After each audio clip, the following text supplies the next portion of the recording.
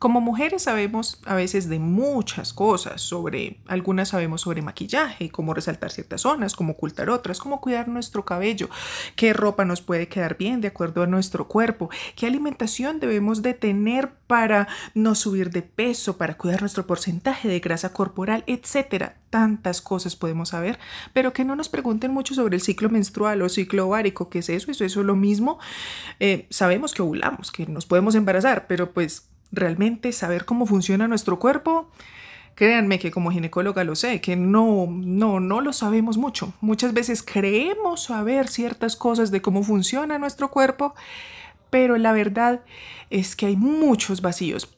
Y me parece muy triste que podamos responder muchas cosas acerca de nuestro cabello, de maquillaje, de muchas otras cosas, pero que justo de lo que día a día nuestro cuerpo está intentando hacer, no sepamos mucho.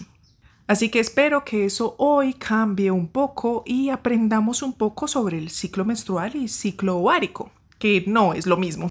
Algo que es importante tener en cuenta es que sí, nuestro cuerpo cada mes lo que está haciendo es intentar embarazarse. Todos esos cambios y ese proceso que lleva a cabo nuestro cuerpo para intentar embarazarse está regido por ciertas hormonas. ¿Qué hormonas solemos saber mucho? Siempre decimos, tengo un desbalance hormonal, mira, el acné que tengo es hormonal, ¿sí? Para que podamos decir esto con propiedad, creo que debemos de saber un poco más de las hormonas. Así que por lo menos hoy aprendamos qué hormonas están involucradas en este proceso.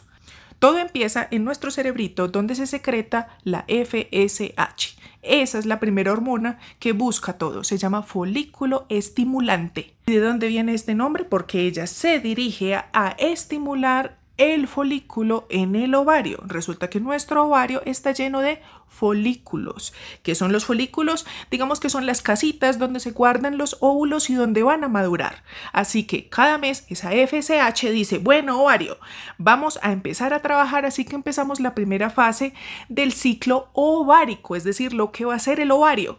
Y lo primero que va a hacer el ovario es estimular esos folículos para madurar el óvulo. Y esta es la fase folicular.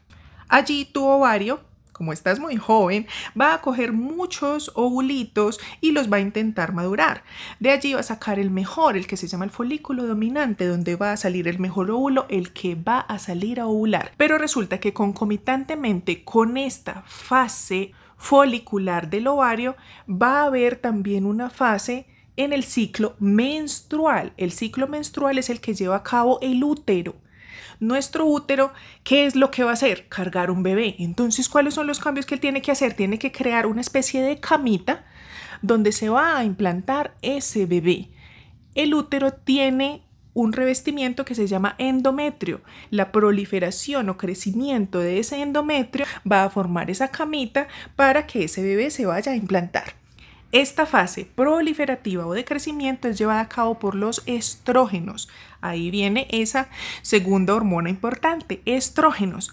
Y hay que tener en cuenta algo muy importante con los estrógenos y es que nos lleva a ciertos cambios en nuestro cuerpo. Los estrógenos, entre más elevados están, incluso nos llevan a una mayor hidratación de la piel y por eso nos dicen que estamos más hermosas en nuestros días cercanos a la ovulación. Pero no solo hace esto, resulta que también aumenta la hidratación a nivel de nuestra vagina y es por eso que nuestro flujo cambia, se hace más líquido, más transparente, incluso a veces filante, es decir, como que estira un poco.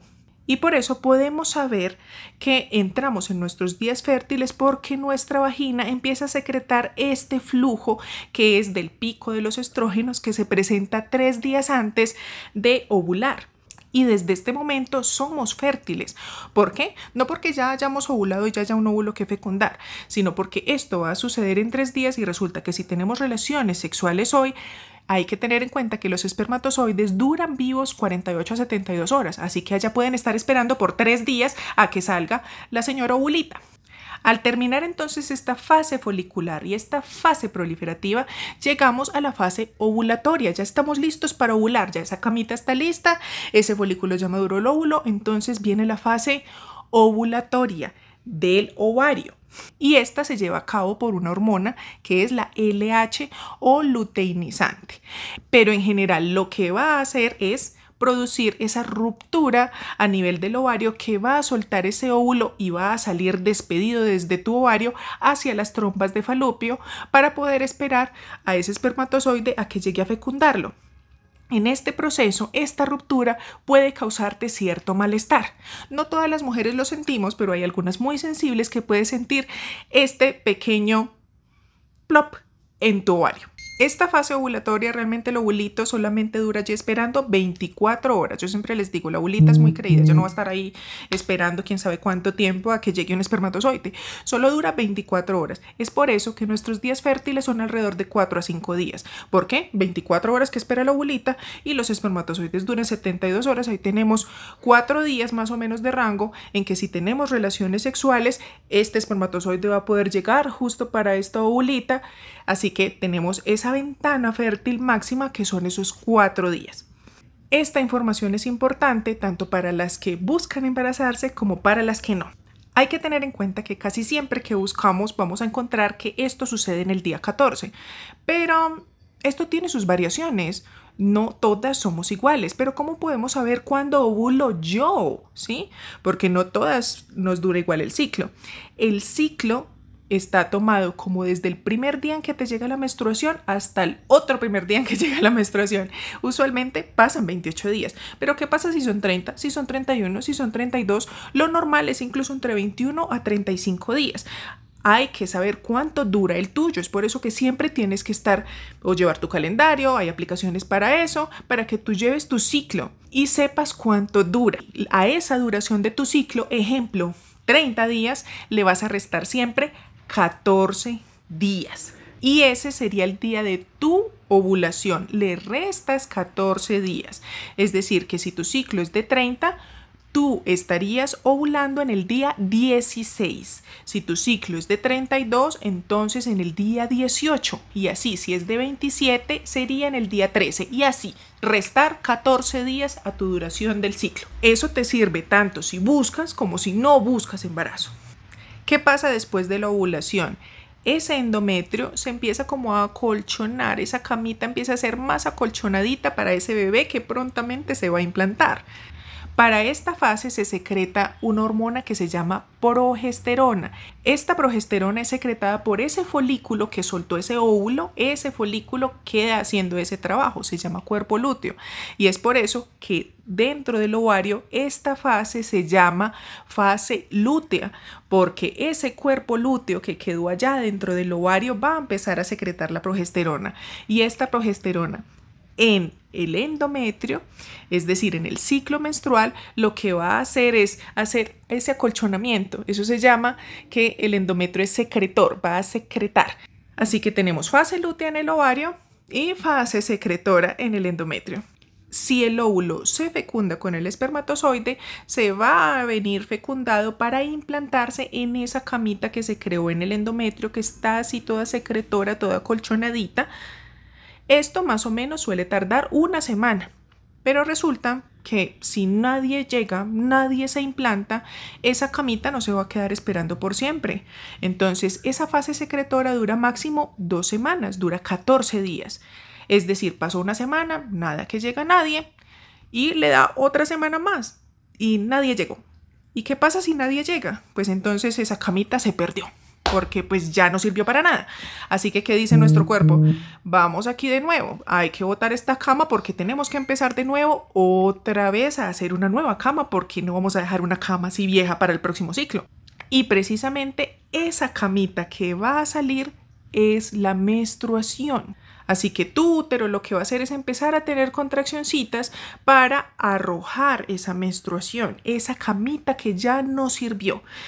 Esto hormonalmente, ¿cómo se manifiesta? Bajan los estrógenos, baja la progesterona, todo baja porque ¿ya qué? Y por eso, al bajar nuestras hormonas, empiezan a haber esos cambios de humor, esa irritabilidad, ya todo lo que estábamos aquí acostumbradas por acá con buen humor, para abajo.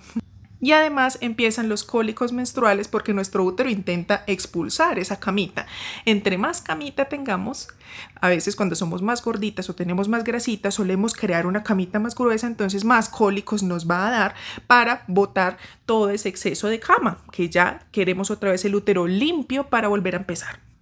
Y es allí donde termina y a la vez empieza nuevamente el siguiente ciclo. El primer día de nuestra menstruación es igual el primer día del siguiente ciclo. Todo vuelve a empezar. FSH, ciclo ovárico, ciclo menstrual. Si conocemos todas estas fases y en dónde estamos, por eso podemos intuir cómo funcionan ciertos métodos u otros. Dentro de los métodos de planificación conocemos que están las pastillas, que están las inyecciones, que está el del brazo.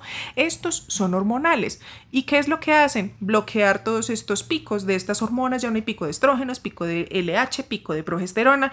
Ya no hay nada de esto, somos planas. ¿Sí? Por eso puede ayudar a que no haya de pronto tanto cambio de humor. Pero ojo, si no es la hormona que necesitamos, podría bajarnos ciertas hormonas y también producirnos depresión o cambios que no queremos. Por eso, siempre consultar para saber el mejor método para ti y no ponerse a utilizar las pastas que utilizó la amiga porque no son las mismas que tú necesitas.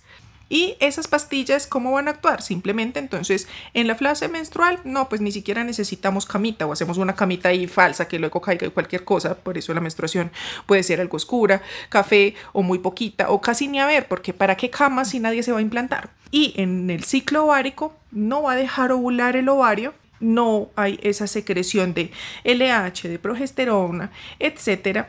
No se van a dar entonces los cambios por los estrógenos, no va a haber ese flujo filante, sino que va a ser un flujo común todo el mes, sin esos cambios que podíamos experimentar en el flujo desde antes, donde los estrógenos lo hacen más delgadito, mientras la progesterona lo hace un poco más grueso, más espesito y más blanquito. Así que ya simplemente es un flujo regular durante todo el mes, si utilizamos un método hormonal.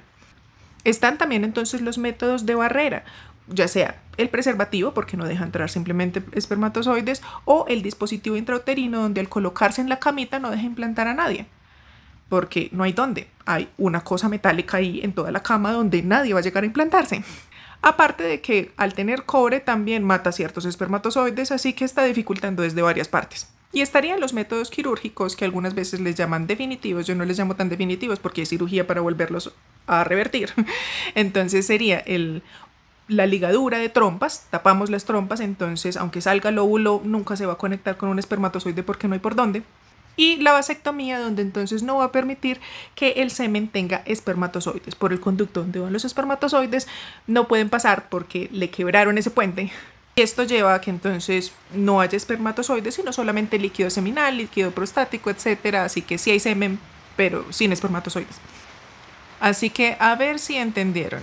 Una pregunta que usualmente me fallan y es: si tú no has tenido tu primera menstruación, ¿tú te puedes embarazar? O incluso para aquellas adultas que dicen, listo, como yo no menstruo, entonces no me puedo embarazar, porque hay muchas que dicen, es que yo tengo varios poliquísticos y no menstruo, entonces no me puedo embarazar. ¿Es eso real? Pues resulta que sí nos podemos embarazar.